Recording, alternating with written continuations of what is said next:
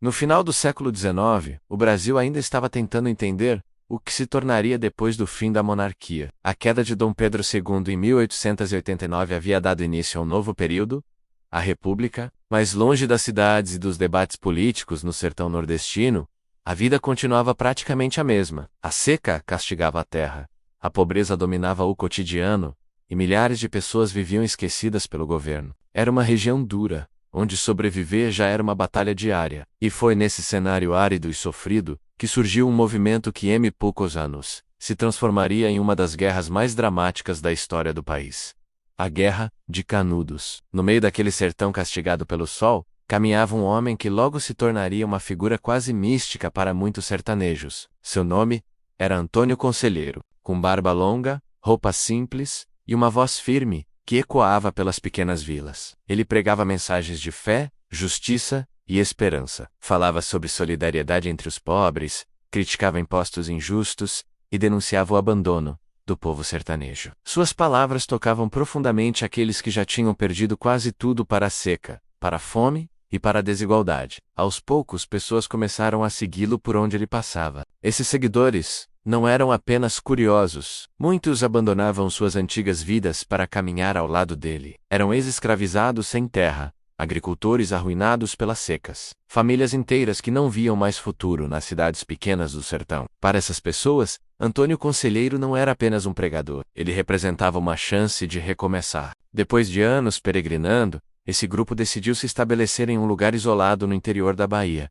Ali, entre morros secos e vegetação espinhosa, nasceu o Arraial de Canudos, também conhecido como Belo Monte.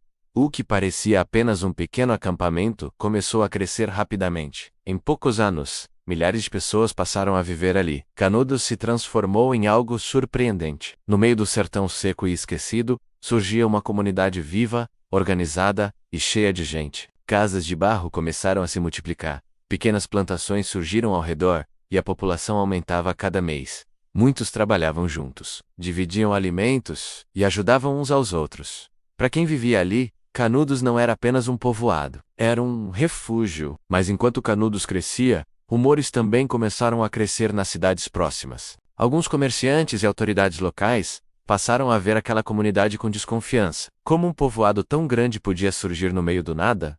Quem era realmente Antônio Conselheiro? E por que tantas pessoas estavam abandonando tudo para viver ali? Logo começaram a surgir histórias exageradas. Diziam que os moradores de Canudos eram fanáticos religiosos perigosos. Outros espalhavam que Antônio Conselheiro queria derrubar a República e restaurar a monarquia. Jornais das grandes cidades começaram a publicar reportagens alarmantes. A imagem de Canudos foi sendo transformada, pouco a pouco, em algo ameaçador. No Rio de Janeiro, que era a capital do país naquela época, políticos e militares passaram a discutir o assunto com preocupação. A jovem república ainda era frágil, e qualquer movimento popular fora do controle do governo parecia perigoso. Aos olhos das autoridades, Canudos começava a parecer mais do que um simples povoado. Parecia uma rebelião em formação. Foi então que o governo decidiu agir. Em 1896, a primeira expedição militar foi enviada para a região. A missão parecia simples: investigar a situação e dispersar o arraial. Os oficiais acreditavam que bastariam alguns dias para resolver tudo. Mas quando os soldados se aproximaram de Canudos, encontraram algo que não esperavam. Os sertanejos estavam preparados. Conheciam cada pedra, cada trilha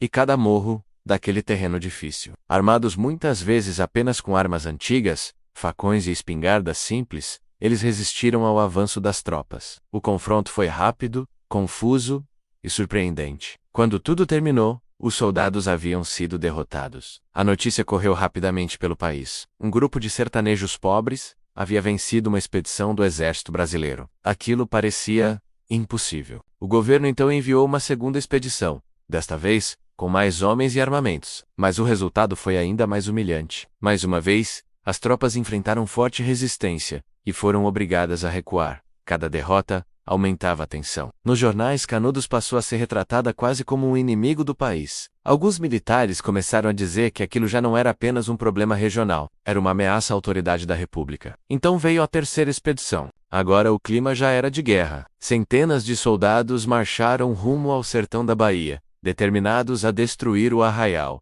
Mas novamente encontraram uma resistência feroz. Os combates se tornaram mais violentos, mais longos e mais sangrentos. A cada confronto, ficava claro que Canudos não seria derrotada facilmente. Foi nesse momento que o governo decidiu lançar uma ofensiva final. Em 1897, uma enorme força militar foi mobilizada. Milhares de soldados, artilharia pesada, suprimentos e oficiais experientes foram enviados ao sertão. O objetivo agora era claro e brutal: destruir Canudos completamente. Quando o exército chegou, iniciou-se um cerco implacável. Durante meses, o arraial foi bombardeado e atacado sem parar. As casas de barro começaram a ser destruídas. O alimento se tornou cada vez mais escasso, e a sede começou a atingir os moradores.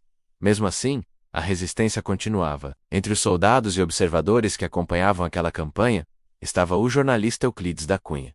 Anos depois, ele transformaria tudo o que viu em um dos livros mais importantes da história brasileira, Os Sertões. Enquanto isso, dentro de Canudos, a situação se tornava cada vez mais desesperadora. A fome se espalhava. O cansaço era visível em todos os rostos. E então veio mais um golpe devastador.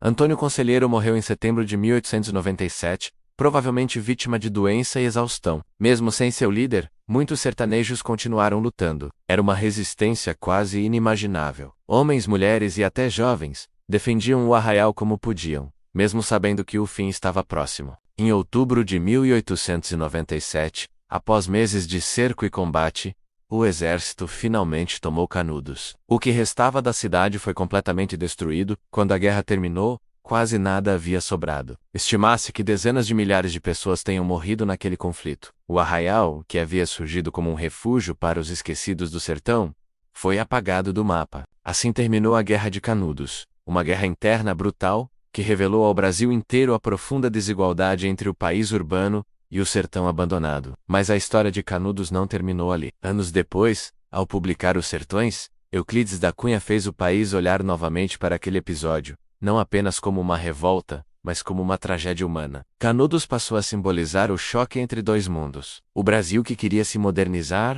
e o Brasil que lutava apenas para sobreviver. E talvez seja por isso que mais de um século depois, essa história ainda causa impacto, porque ela mostra até onde podem chegar o medo, a incompreensão e o abandono de um povo. Se você quer conhecer mais histórias impressionantes do Brasil, que quase ninguém conta, se inscreva no canal Brasil em Minutos e continue explorando os episódios mais intensos e surpreendentes do nosso passado.